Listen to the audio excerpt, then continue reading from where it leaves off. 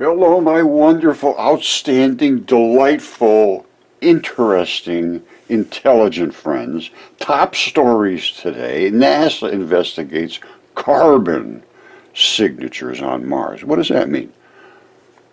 Possibility of life. Everybody's looking into it. Well, so is Roger. Okay, my friends, I got a plot. I got a plan. You want to have a good time? You're going to have a blast if you do this. This is going to be hysterical. Now, what am I talking about that's going to give us such a lot of enjoyment? You must know somebody that they recite everything they've ever read about science and about history and all this, but they've read it and somebody says, here's what you say when somebody asks you, what is hydrogen made of? Or how does the atomic orbitals work? Whatever it is, they've read it and then they repeat it and they are just adamant about the fact that it's correct. Well, virtually everything's been proven to be wrong, and now they're calling it all pareidolia, which that's what they call me because I see things that nobody else sees. Although my things have been CAT scanned and DNA tested and certified and anatomy and biology and all that stuff, and they can't see it. So who's the one that has the closed mind? It's academia, and you will see this in great detail very shortly. Now, curiosity goes way back, and I followed that from the beginning, and they have found some very strange things. This just came out today. Let's see about the very strange things. Okay, here's the problem, my friends. They are going up here looking for life, and they have found it, and they just can't accept the reality of the situation. Now, I have found and discovered mud fossils. I was the first one. I discovered them. I had them DNA tested. I had them CAT scans. I presented them everywhere and it was rejected by virtually everyone. And so is this, and it will be again, I'm sure. Now listen to what they have to say about pareidolia, which means you look at things, you just see something there like a bunny in a cloud and you think it's a real bunny. Well, let's talk about this. Today we're going to learn a new word. Or at least I did, after a NASA photo described showing what many believe was a giant crab monster on Mars. That one scientist said was really just a symptom of pareidolia. Well, what is that? According to Merriam-Webster, pareidolia is the tendency to perceive a specific, often meaningful image in a random or ambiguous visual pattern. So you see something, you say, "Ooh, look at that, it's a..." whatever it is. The definition goes on to explain that the phenomena could be responsible for a host of otherwise unexplained sightings, such as the face of the Virgin Mary on a toasted cheese sandwich. So let's talk about pareidolia. This is the Mars crab, and right above it there's another little circle. See, well, what is that all about? And what is going on with all these little fibery looking things and these breaks in them? I know exactly what it is, and so will an anatomist. This is what they call muscle sarcomeres. They break here, and there's two little divisions in them, and they have little breaks in them, and then there's an artery and a vein, and that is the artery because it's red and it services all of the muscle fibers with little blood vessels. That's the vein, and it comes back up to the heart, and that's even, you can see it even on Mars, it's dark. All this dust is the eroded flesh from in between the muscle layers. This is loose connective tissue. Let me show you sarcomeres. All right, this is a little doodle of a sarcomere, and they break right here and then right here, and then these two like little flappy things move in and out. But there's a million layers. There's not just several. And here's what they look like in the actual living, or actually probably dead creature. Well, obviously dead. Now, what is it? Exactly what I just showed you. These breaks right here are the bundles. And then you have a dark and a light. And they come together, and then when they come together, that's how your muscles work. That's muscle sarcomeres. You're going to see this again at Petra. You can see it all over the place. But you have to know what to look for. And that was what I showed you right up next to the Mars crab. And the blood has to feed all of these little tiny... red blood was between every one of those little layers. You see all these layers? That's what you see up on Mars. No, you can't miss it. This is what supplies the blood for all of that little sarcomere tissue. This is the loose connective tissue that's between them. In between is the red bloody stuff that contracts. That's what it is. And that's up on Mars. It's called the Mars crab. I studied this years and years ago. I studied the original Curiosity one, and I found all of that stuff. Every bit of it is the same as it is on Earth. And people say, oh, that's because it is Earth. No, it isn't. It's there up there. And that's because, as far as I can determine right now, every single thing there is was biology. And now it's basically turned to stone, a lot of it. First, remember this. This is the Mars blueberries. We're going to be seeing the same things on Earth. We're going to be seeing this too. This is interstitium. You see these long straps and these balls? That is, and there's crunchy spots here. This is skin. It's pulled together here and it's crunched together in these places. That's the fibers that return, and these are all the balls we find all over the Earth, and the straps are just stretched out because this is gathered and pulled. This is exactly what we saw up on Mars, and it's stretched in one area and pulled in another, and these are those balls, and some places are stretched and some places are squished together. That's why we see them like this, and we see them on Earth absolutely enormous. You see that? These balls erode out of the wall. That's the mucosa up at the top. Skin, mucosa, it's a membrane, one way or the other. This is the red fleshy area. The red flesh erodes into what we call mud. The balls are all over. These balls, you see the stuff growing on them? That's growing there because these are biological things that they can feed on. Certain types of plant life feed on different types of biological material. And I have found that the red blood almost always makes a nice green fluffy stuff. And the vein blood almost always makes lichen. Two different types of growth on two different types of chemistry. This is my friend Tyson Carlson. He's got, it's Tyson's Mud Fossil Adventures. He's into just an absolutely gigantic creature out there. These are the tendon balls, and that's the strap coming off of one of the tendon balls. They're all over. He's got membranes out there. The membrane itself is 6 feet thick from the top to the bottom. You see this? This is just the lower part of the membrane. This right here. You see this little glitchy looking thing here? That's one of these. You see these? These are these ion channels. And in between here and up above, 6 feet above, there is this fluidy stuff. It's very weak. It's hydrophilic and hydrophobic fluids, basically. And they just wash out. So against the side of the eroded mountain, you can see this layer, and then back against the wall there, 6 feet up, is this layer. They put campfires in here. Okay, my friends, so what is the reality of Mars? What is the Mars reality? Well, what are all of these different pictures they took? Now, this is not the new mission, which is Perseverance. This is the old mission, which is Curiosity. And this goes back to, geez, I think it was 2013, 2014. I got really involved in this right around 2015 or so. And then I started to fully understand basically everything I saw, where NASA still can't understand it, really. Okay, so let's talk about pareidolia. Well, guess what? I had my stuff DNA tested. There's 3 DNA tests here on a 36-inch fingertip, a lung, which is this, and then the mud tip, which is this. I didn't get my goose tested, all right, but there's his feathers, and there's his little goose face. And they're flat. They're flat on one side because there was a giant flood. And everything drowned, and most of it ended up being flat. But they all turned into stone due to a process called nucleophilic substitution. And I fully investigated this. I understand, I'm quite quite advanced in chemistry and so forth. This is the lung, and then any anatomist can tell that's a lung just by looking at it. You see how flat it is?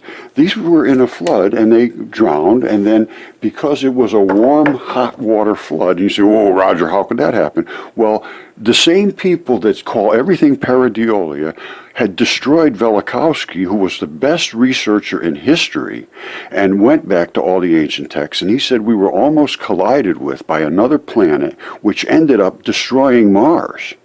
And Earth was almost destroyed at the same time. And because of the impact of the atmospheres together, it literally combusted the atmosphere, and it boiled the oceans and wrenched the earth so desperately that all the volcanoes on earth erupted. This is exactly what Velikovsky reported. Under every single culture on earth had the same story, and he went to all of them. South America, India, China, Europe, everywhere. And they all had the same story. 1500 BC, this was a catastrophic event, and I believe all these are left. And there was giants. That's the fingertip of a giant. I'm going to show you, I have the rest of the, well, not the whole body, but I have the hand. And then I have another one that's even bigger than this that was on this same test. It's a 36-inch fingertip. Let me show you that one. Then we're going to look at what's on Mars, and we're going to make a comparison, because I fully understand what's there. And I believe right now I am the only one on planet Earth that does. Okay, this is the lung. It was on the DNA report. And this was when it first came out of the ground. This is 6, 7 years ago, maybe more than that. This one here actually bled. These little blobs of blood came out of all those little red spots. You see these little red spots here? They were on this lung. And these are the alveoli. And this has the same things. You see all these little keyhole circles in here? That's the alveoli. And all of that blood came out of these little spots. You see the alveoli all over here? Now this particular lung has all of its pleura stripped. This one still has all of the fabric on it, which is the pleura. And it was literally almost gushing blood out of here. I drilled a hole in here somewhere, I think in the back, and took a really red, raw, bloody sample, sent that off. Now, I harvested the samples. I sent them samples. I didn't send them the rocks. So if I faked it, well, then I faked it. I did not fake it. See that this fingertip is from this hand, and I have knuckles, and I have a bunch of other parts from it. And it all came out of the ground when we dug a foundation for a little office here. And this was, oh, I don't know, 10 years ago or so. And this is the hand. It's a left hand. Hold your hand out just like that. Splay it back, and you will see you have one of these tendons here. You see that tendon runs down here? And you'll see you also have this pad, this rubbery bumper pad that runs on your hand. Obviously you know that. And you have a left thumb would have gone off this way. Now, and this is the grip skin. You see this silver stuff that's peeling off here? That's what's called grip skin. And where do you see it on my big finger? You think this is big. This is 3 feet wide. Well, the other one, just the fingertip alone is almost 3 feet. This was on the DNA test, and this is the fingertip from it. This is literally the fingerprint. If I can put it back together here. Holy smokes, I need a 2-year-old to help me with this. There it is. All right, now, this is the grip skin. This is the actual skin came off the fingertip. Where do you see the fingertip? And these are the, well, I have a better shot. Hold on. This is the fingernail side of the giant fingertip. This is 3 feet long almost. Out to here to back. Now, this is the little pad that's on the back of the finger that bumps into the next bone so it doesn't scrub it off. That's the fingernail. Just take a little second to take your time and look at it. Now, if you see this right here, that's where I broke this off, because you can't get blood out of skin. Skin has almost no blood whatsoever, but a fingertip is saturated once you get past the grip skin. And here's the picture of the fingerprints in the grip skin. There it is right there. Now, These are the ridges you have on your finger. You know what a ridge is. These are the ridges. Look at the size of them. The size of my thumb. And that's the sweat pores, which I showed you. I have the pieces right here.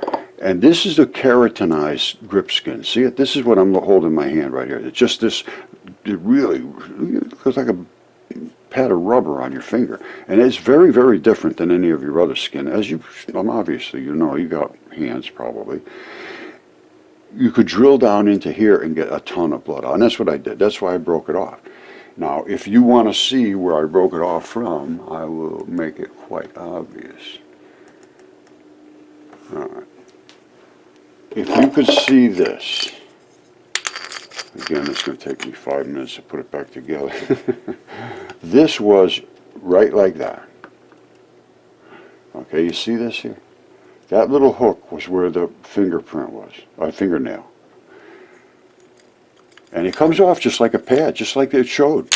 How that really heavy, dense skin, that came right off. That was like, it's literally separated from the lower layer. It looks like one big, just a giant rock. When I hit it with the hammer, rip, it just plopped right off. And there was no, it's like, it's a layer of skin, just like the other one I showed you, peels right off. It's the grip skin. Totally different than the underneath piece. Completely different. You see the different, it's different color of, you know, it has a lot of gritty stuff in it. It's got a lot of silicon. I think it has a lot of iridium. I would like to have some of these things sampled, but, you know, it's kind of expensive, and, you know, I've been getting used to eating every day, so. Now, that's a bone out there that was found, and it has all the pleura. It has, well, they call, on a bone, they call it periosteum, I believe. And the ancients called it tunica. It's a wrapping, and literally the bones themselves are completely wrapped. Every bone, separate. This bone here is completely wrapped with a fabric. You can't see it anymore. It's eroded, the fabric mostly. But originally that had a fabric completely surrounding it. It's called collagens and keratins, and they call it fascia and pleura in a long skin that covers your body. Same sort of stuff. It's a coating, and that's the collagens, and they form feldspar, like the goose here. That's feldspar. That's a goose head. These are feathers. It's still feldspar. This is feldspar. That's the finger of that giant fingertip. This is feldspar. That's the lung, and this is feldspar. But inside, as soon as you break through the outer layer, let me show you what feldspar does. Hold on. You see this? That's feldspar. You see that rind? I call it a rind. It's like a rind on a watermelon. Goes around here. Now this ball here is a tendon implant. And those little white fibers are tough as hell. Those are the connective tissue parts. And the rest turns into basalt. And, you know, it's all it is biology turned into stone. And there's another piece that slides over the top. There was another ball. Hold on, I got I don't have the ball, but I can show you this. There was another piece right here. See this one? That slid over here. There was another piece right on top. Because these balls implant, there's tons of them in place. This would have gone a little further and locked in. And this was the back part over here. They all lock into your body and in somewhere. Like that would have locked in out here. This locked in where it is. And then these straps, they break off right here at the abrupt transition, because that's where the muscles start. So you go from the bone to the muscle, to the tendon to the muscle, basically.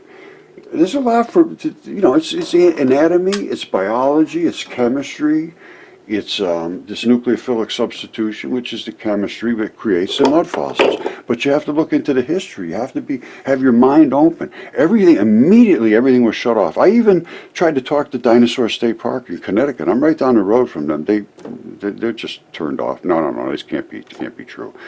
And I won't hear back from them. I tried every university. Yale is right down the road. They're just not interested, and neither is Harvard. None of them, not a single one of them, because it upends everything they say. And I have CAT scans, I have DNA, I have all the specimens. If anybody can deny this, I'd like to have them step up forward and stand in front of me and deny it out loud in front of the world. And that's just not happening. They refuse to even engage because they'll end up looking like fools.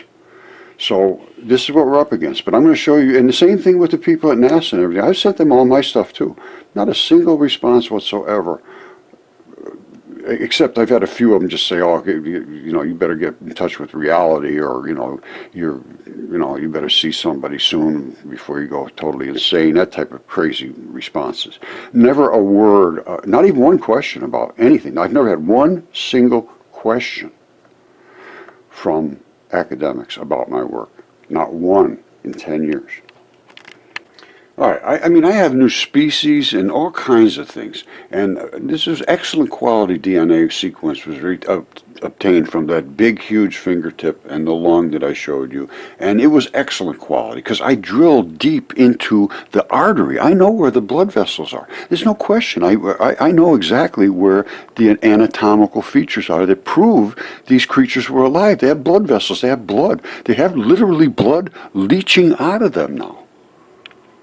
All right, these were the results of the DNA test. Excellent quality DNA was obtained in the 36-inch tip and the lung, and these were the results. Was Homo sapien mitochondrial cytochrome B and D loop on both of those, plus the mud tip. The mud tip was not as dense as the other ones. The other ones were like really like raw blood.